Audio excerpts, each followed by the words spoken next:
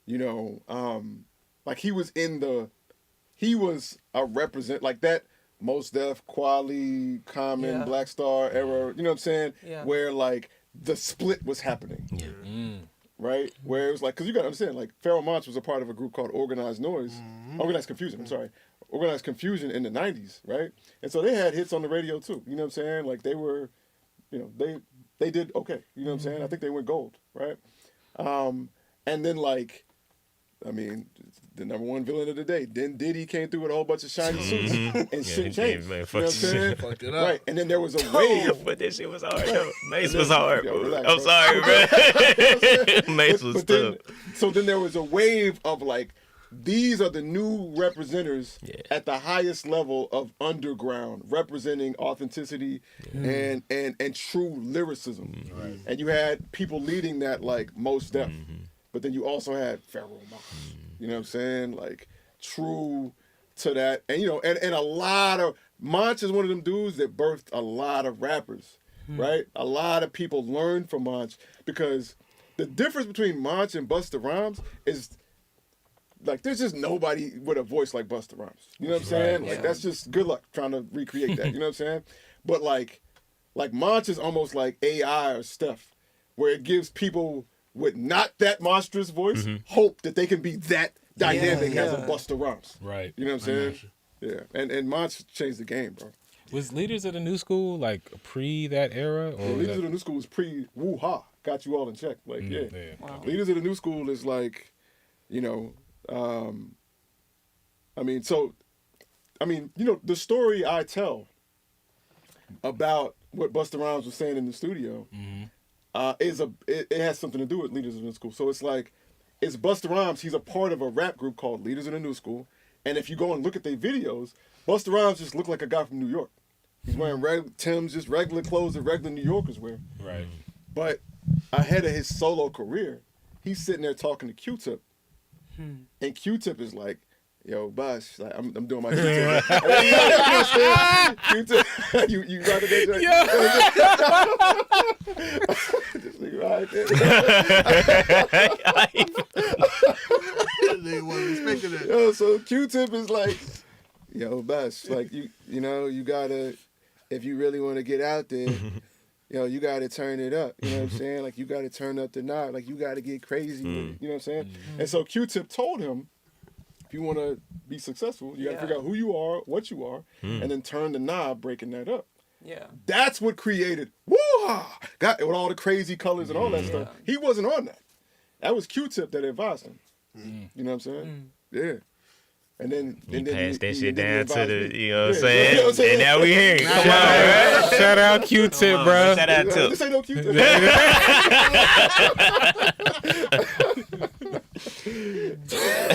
you rock with my rendition. Yeah, yo, Bass. Yeah, right. You know what I mean?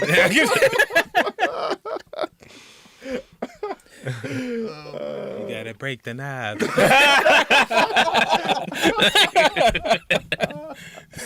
All right, y'all. Look, we had to end the year with a great episode, man. It's the last episode of Type Beat for the year, man. We ended out 2025. I just want to say thank you for everybody who's tuned in this year, everybody who will tune into these episodes. Man, it's been a crazy year. These things are gonna live, on YouTube and on Facebook and on Twitch. No, the Twitch is a live stream, so maybe not on Twitch. But you can definitely catch these episodes again on YouTube. They'll still be up there. Check out previous episodes. Man, what a wild year. We're looking forward to 2026. We didn't really get to music strategies. You know what I'm saying? Damn. We was going to talk a little bit about how we wanted to approach 2026, but we'll do that in 2026 at the top of the year. Yeah. We'll still be here. Ain't nothing changing. My name is I Make Mad Beats. You are listening and watching a podcast called Tight Beat. We are live from outer space and unapologetic studio, and behind me is my cast. What up, LJ? One us? C major. Kid Maestro. Carl Blesso Jr. Hey. Let's go. On that note, man, it's been a blessing. Somebody just threw some hearts in the chat. Big shout out my man Phantom, who also said Monch is one of his favorites of all time. Look, y'all, have a safe and great and phenomenal and amazing rest of the year, however you celebrate it. And I'll see y'all on the flip side. Stay dangerous or stay safe. Do both or do neither. Peace. Good night.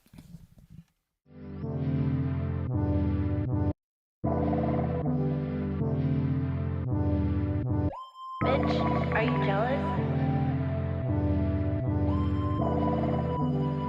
Oh shit, here we go again.